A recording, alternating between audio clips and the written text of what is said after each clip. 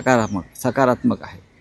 ज्यांना ज्यांना महाराष्ट्र हितासाठी एकत्र यायचं आहे त्यांनी यावं। आता कालच मला रिपब्लिकन पक्षातल्या एका प्रमुख गटाचा संपर्क त्यांनी केला की आम्हालाही या प्रवाहात यायचं आहे मराठी म्हणून। आता मी त्याच्याविषयी लगेच फोड करणार नाही, पण प्रमुख या चळवळीतले जे नेते आहेत त्यांनी सांगितलं की आम्हालाही तुम्ही या प्रवाहात सामील करून घ्या। जर 2 ठाकरे महाराष्ट्राच्या हितासाठी एकत्र येण्याचा विचार करत असतील तर आमच्या सरकारना सुद्धा मागे राहता येणार नाही।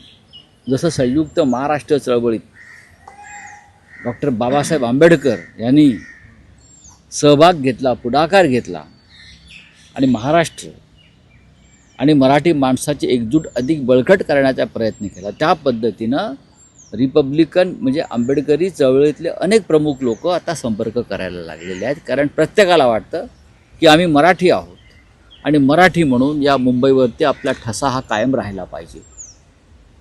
नाही, पण राऊत साहेब तुम्ही म्हणतात की हे 2 नेतेच ठरवतील